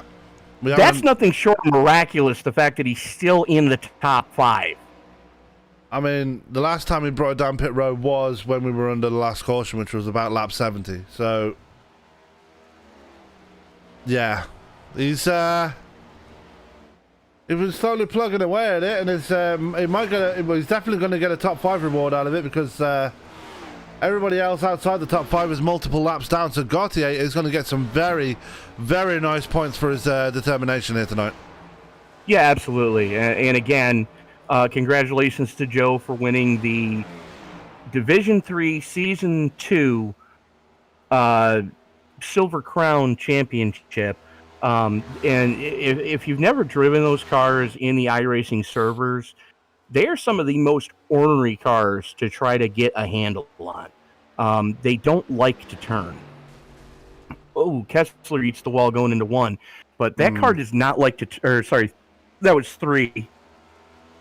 But the Silver Crown car does not like to turn. And... those races are not the easiest thing to get through, being as you've got to really... I didn't catch if it was a fixed series or an open series, but... Oh, really, McFadden! Hang on to her. Oh. Yeah, that was a big moment coming off of 4. 2. Yeah, McFadden really... I'll get it right sooner. I changed my camera angle, I'm sorry. That was... Sorry, that was a massive tank slapper for McFadden then. Yes, it was. And another coat of paint, he would have been in deep trouble. But getting back to what I was saying, I don't know if it's an open set, you've got to set that car up so weird with crossweight that you're going to burn one of the 4 tires completely off the car by about 10 laps in. And then you got to worry about getting caught up in other people's dumpster fires because here comes Superman. So, the fact that Gautier was able to get the championship in that series is just, that's impressive. I can't even drive the Silver Crown. It's just too impossible to drive for me. Anyway. It's easier to drive than the pavement sprint car, though. Yeah, it is. I can't stand the pavement sprint car. But anyway, let's, speaking of cars not wanting to turn, Kessler has hit the wall almost every lap we've seen him so far. And somehow he's able to keep the gap between himself and Javon Cherry at about a second and a half. So Kessler doing everything he needs to do to just stay ahead of that number 48 right now. But Cherry's still coming with a head of steam. Yeah, and Cherry's got to worry about Decker right now, as Decker's right on his back bumper with about half the laps on the set of tires. But it looks like Decker not really giving a lot of pressure to Cherry right now, but Cherry's running out of time as we are currently 8 to go. That's and no, it's 8 laps, yeah. No, it's 8 laps to go. He now has the lead down to a second flat. Yeah, but we've said it before and we'll say it again. Catching is one thing. Passing is a completely different other thing. Well, I think Murray Walker said that first, but we'll take it as a... Well, the question is, if Cherry gets to Kessler, are we going to see the Spanish Archer from him? The old elbow? Oh, maybe. I mean, we know how the Spanish archers like to get their elbows out, you know. We've seen Fernando Alonso do that at Hungary a few weeks ago, so, you know. Oh. Anyway, Shots fired. Who, though? That's the question. Nick Kessler still your leader? No. Half a second. Gautier finally calling no mas, bringing it down pit road. After 68 laps. Oh, my God. And we're coming to 5 to go here. Now it's race on between Nick Kessler and Javon Cherry. This your battle for the lead right now, and it is just under half a second the gap between the two. Can Nick Kessler hold on to what has been and win a race which has been so big on attrition, as Kessler almost into the wall again through 1 and 2, as here comes Javon Cherry now. We'll be looking to pass out of 2 now, as now we've got a drag race towards 3. Absolutely. 5 laps to go. Full head of steam for both these guys. Put the elbows up. It's time to get nasty. As Cherry trying to figure out what he's got to do to get by Kessler right now in the slipstream, coming down the front straightaway. In the draft. 4 to go this time. And they're coming up on Joe Gautier, and looks like Kessler might have left the door open for Javon Cherry. Cherry going to slide up the track there. Almost got into the back of him there. Great defense there by Kessler at the last second. Left the door open, but had just enough time to close it right in Cherry's face there. Well, he was going to the high lane to get around the now lap car of Gautier, and Gautier into the wall. We're going to be under caution. Are we, though? Because there's nobody around him. He gets below the onto the apron, so no problems there as Kessler leaves the door open again for Javon Cherry as they come out of turn 2, and Kessler is doing everything he can to keep that Lowe's 48 behind him, and he's doing a good job as well. Yeah, absolutely. Cherry trying to figure out what he's got to do to get by the 4, as we are going to be popsicle sticks in the air. 2 to go, this time across the stripe. Kessler and Cherry. 9 seconds to the good, and there it is! They're both in the wall, but Kessler able to continue. So is Cherry. And I can't help but think, but Cherry tried to move him there, I think. That's what it looked like from here, but the only problem is Cherry came out on the losing end of that one, as white flag going to be in the air this time by Nick Kessler with a lead right now, as Cherry eats the wall coming off of 4 and now has to worry about Ryan Decker behind him. And Decker is a couple of laps down, so Decker shouldn't really be a factor in this, but if he has a faster car, he can try and make his way around him if he wants to. But Kessler, after that incident right there, able to stay ahead as Cherry hits the wall again. He's going to lose more time to the number 4. RIP is paying tribute to someone. Is Kessler into the wall in turn 3. Same for Javon Cherry as they come out of turn 4. Cherry going to try and move Kessler as it comes down to the line, but Kessler is just going to hold on. Nick Kessler moves on to the round of 12. Swing and a miss coming off of 4. Wow. Looks like Decker got impaled in that one too, unfortunately for him. But yeah, that was wild coming off of 4, Sam. You might want to go back and look at that one again. Yeah, we're going to take a look, and as Javon Cherry looks like he tried to get to the back bumper of Nick Kessler, failed, got into the wall. He tried to give him a pit maneuver. Yeah, pretty much, as Kessler able to hold on, and that was a straight-up fist fight for the lead right there. Fist fight, nothing. Knives were out at that point. Holy cow. And Nick Kessler, well-deserved victory, hard-fought victory, able to hang on and defend off any challenge that Javon Cherry was giving him. I know that there's probably some unhappy drivers right now, but all things considered, can't be too disappointed if you're Nick Kessler, Javon Cherry, or Greg Marconi. Absolutely not, and they are going to be very happy. I mean, Kessler moves on to the round of 12 now, but Cherry and Marconi going to be right up there with regards to getting into that next round. Brandon Lowe's gets some good points as well as Joe Gauthier. Unfortunately, Frank Marchese not a chase contender, so he will stay as he is. Ryan Decker in P7, 8th going to Mark McFadden, 9th going to Shane Newens, and Jason Papp's still going to get some decent points there for a top 10 finish. But while that is going on, we're going to get some interviews underway, and Tony is with our race winner, Nick Kessler, right now. Nick Kessler, what a finish we just saw. Those last handful of laps, it was nothing but a slugfest between you and Javon Cherry. Yeah, it was awesome. When that last round started, I was gonna save fuel, but then my teammate was talking that he was gonna pit at lap 110, so saving fuel wouldn't have helped. So I pitted early and seen my teammate pit, Jovan, Greg pit, and I burnt myself up that whole last round. Like lap 120-ish is when I was super tight everywhere on the track, but it was awesome. Well, I mean, you were able to hang on and defend everything that the Cherry was throwing at you. How do you think, and I'm just playing devil's advocate here, how do you think the regular season would have gone had you been able to make more of the regular season races? I'm sure I would have came in here with more confidence, probably a win or two to kind of secure the first round, but sometimes things don't go the way you want. Sometimes making aggressive moves don't go the way you want to. So, absolutely. But I got to say, as a longtime Alan Kowicki fan, and rest in peace, Alan. Thank you for the proverbial Polish victory laps here. But you just punched your ticket into the round of 12. Your thoughts now that all that pressure has been lifted off your shoulders. What's next?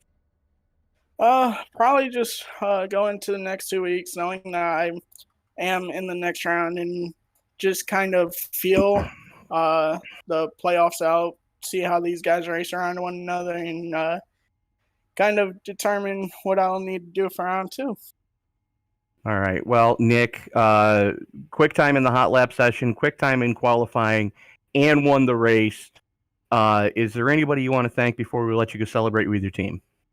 I'd like to thank Circle B Diecast, Rowdy Energy, iRacing, iFlag, Butt Kicker, Midwest Motor Customs, ESPN, Jason, Greg, Brandon, my friends Cody and Brody for bringing me a part of their friendship, and their son Houston sadly passing away a week ago. JD Motorsports with Gary Keller, and Taz Racing Customs for your diecast needs. All right. Well, if we can get the production truck to grab the reverse drone to take a look at the hood on Nick's car, I think that says the entire sentiment right there. Rest in peace, young man, and we'll see you at the racetrack in the sky someday.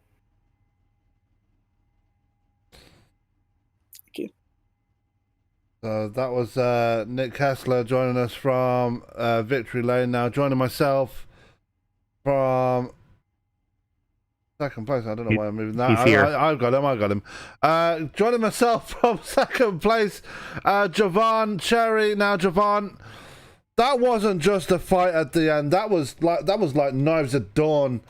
Coming to that final part of the race, you were really going for it at the end there. Yeah, we really didn't even deserve to be up there in the first place. We didn't run that great all night. But, coming to the end there, Nick was in sight. I thought I was going to go underneath of him in turn 1. He blocked a little bit, which was expected. I thought he blocked me more than he did. But then once I go back and look at it, it was perfectly fine. At the end there, I'm just driving over my head best I can to get back to him. Didn't want to dump him in 3, but, I definitely tried to move him out of the way after we made contact into 1. It just didn't work out. So good job to him for the win tonight. Yeah, this has been your forte, though, all through the regular season, and what gave you the regular season championship, in all fairness. The the reputation to just lay back at the starts and through the middle of the race and really turn up the pressure at the end. And we saw you try to do that tonight. Obviously, it didn't pay off for yourself, but it didn't come without its own fair share of trouble. You were caught up in a couple of incidents as well tonight. Yeah, it definitely was an eventful race. We stayed out on the first pit stop pretty much everybody pit, got off sequence there on the tires. Then everybody, was able to just blow past us because of the newer tires. And then on a restart, I think Ryan Worley got into the back of me, made my tires hot, and then we fell back, dropped a bunch of spots. So then at that point, we're just clawing back, praying for a caution. And, then everybody else started getting into their fair share of troubles, and we were just able to somehow come back. So I don't know how we did it. We definitely didn't deserve to be second place car, let alone get the win. So we definitely did a good job there. Yeah, the lady in black definitely claimed a lot of victims here tonight, but you came out in the top three, even though you didn't feel you deserved to. But moving on, next week, the second race in the round of 16. We're off to Richmond under the lights. What are your thoughts going into that one? You're going to try and progress through that race? Yeah, I think last time we ran here, we finished second. I don't even know what's going to happen next week. For all I know, it could be another week like Darlington, or we could definitely just have one of the best cars. So hopefully we can, instead of finishing second, we can get the win. Definitely would have been nice to sweep Darlington this week, but, unfortunately we just couldn't do it. So we'll see how our luck goes next week. Absolutely. Well, floor is yours, Jovan. Who's responsible for bringing that Lowe's Chevy to second place here tonight? I want to thank Connor for giving me the 48 in the first place. So I want to thank him for allowing that to be the thing. I want to thank Circle B Diecast, Rowdy Energy, iRacing, iFlag, Butt Kicker, Midwest Motor Customs, all the sponsors for the league. Good job. Shout out to Nick getting the win. I probably would have driven the same way to try to get that win. So good job for him. Shout out to Brandon. He had a good race going, just didn't fall off the way he wanted to. And I don't know. We'll try to go get him next week. Absolutely. Well, Javon Cherry in the number 48 Lowe's machine, coming up in second place here at the Lady in Black. Go away and get some rest, and we'll catch you next week when we head to Richmond. Thank you, guys. That was Javon Cherry joining us from second place. Joining Tony now from the third step of the podium is one Mr. Greg Marconi. Greg, all things considered, you can't be too disappointed surviving the Lady in Black with a podium finish here tonight. I'm ready to get out of this place, man. This car was a handful. I still have no idea how I finished P3. I expect it to be, P7, P5, maybe. Nowhere near P3. Well, a lot of it, from what I could gather, boiled down to pit strategy and you hitting your marks when other people faltered. How difficult was it tonight to get on and off a pit road and not lose, just hemorrhage time? This pit road is so tough, especially with how fast this right front tire wears out. It is extremely tough to get onto pit road. Unlike most tracks where you're kind of coming down in the middle of four, maybe the middle of the corner you're turning in. Here I was turning in before I even got to three, just so I could make sure I got into pit lane. Yeah, I mean, that was something we saw a couple of your teammates struggle with tonight, is both Marchese and Jason Papp did it twice. They just barely missed those giant water barrels at the end of the pit wall. But, talk us through, you actually survived that first lap melee. Talk us through the parting of the Red Seas that went on there. Yeah, I mean, at the beginning of the race, my plan was just to chill and ride. Knowing this track, knowing how the setup was, I knew it was going to be tough, and I knew there were going to be a wreck early.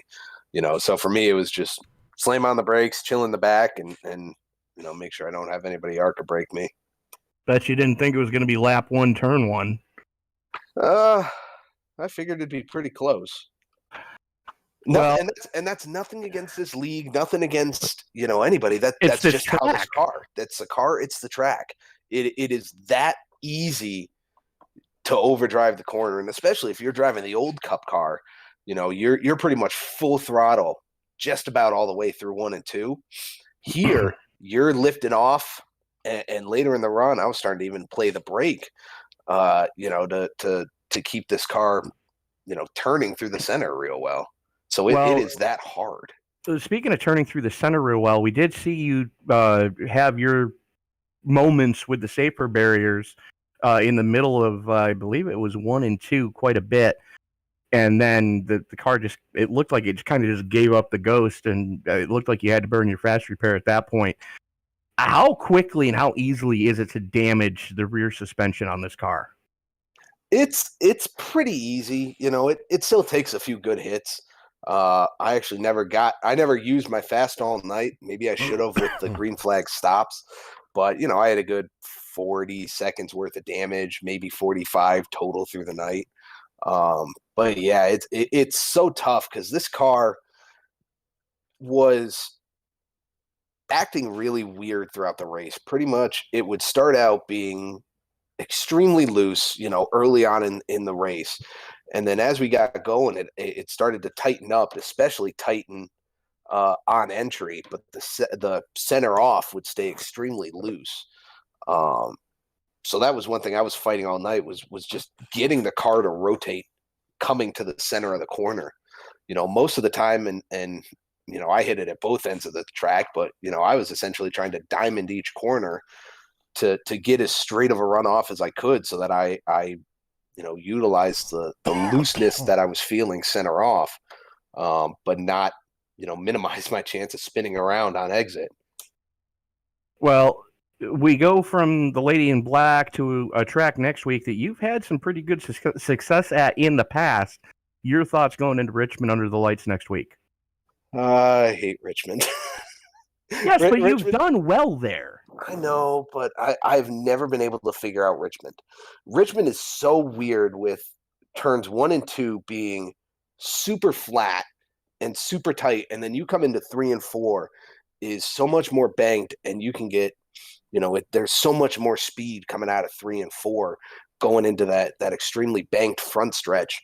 Then you're diving pretty much into a flat corner again, and it's all about precision, and it's a very technical track, and it's just one that I have. Yes, I've had success, but I struggle there. I really do. That's not one of my favorites. Well, again, congratulations on the podium finish here tonight. Is there anybody you want to thank before we let you go? Yeah, I got to thank you guys. You guys always put on a great show. Got to thank the league, Jason for putting it on. Thank all our league sponsors, Circle B Diecast, Rowdy Energy, iRacing iFlag, Butt Kicker, Midwest Motor Customs.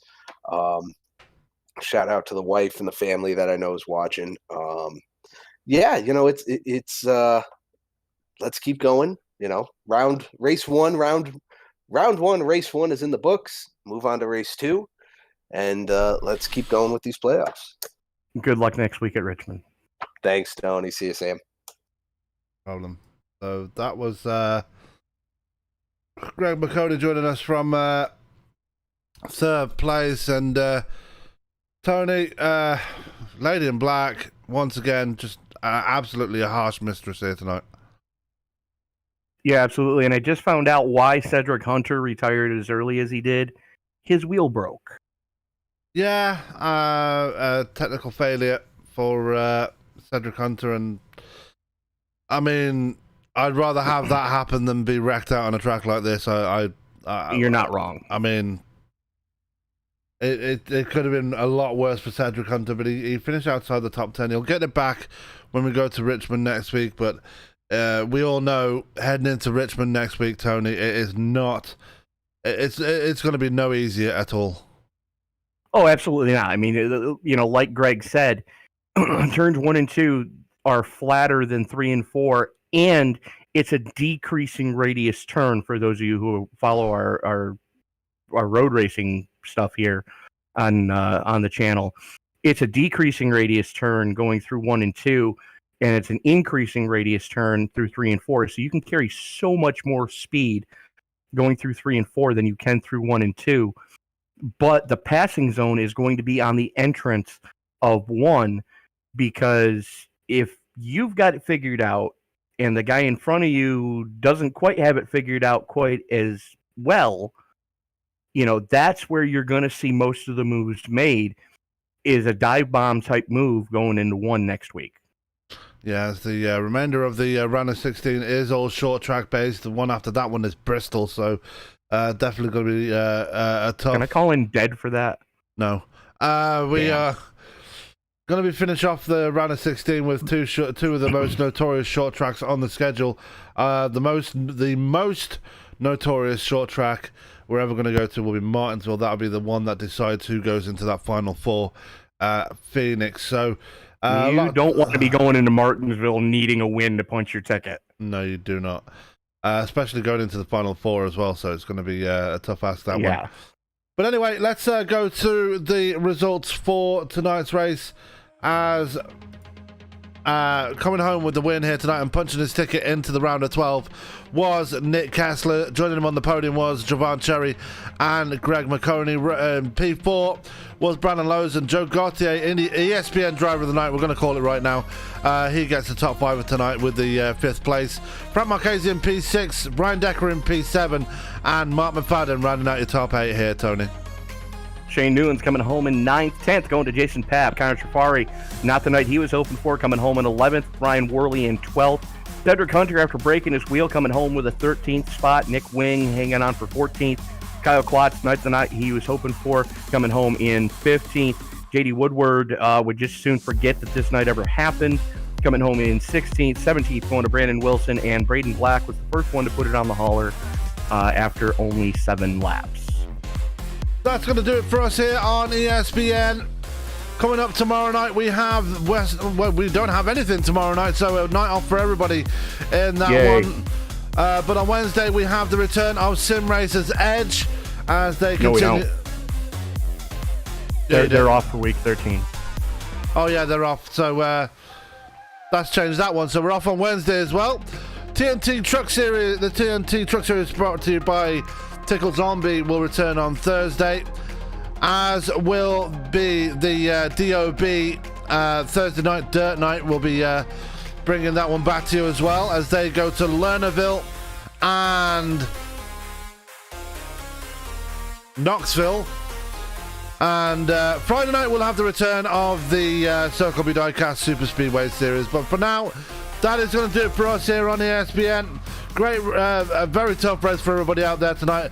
Very much attrition based and a little bit of controversy sprinkled in there as well. But congratulations going out to Nick Kessler. He goes to the round of 12. But for now, that is going to do it for me.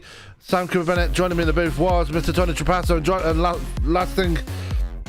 And last but not least, all that's left for me to say is keep it clean, keep it green, and we will catch you live on Thursday for some truck racing and some dirt racing. Have a good night.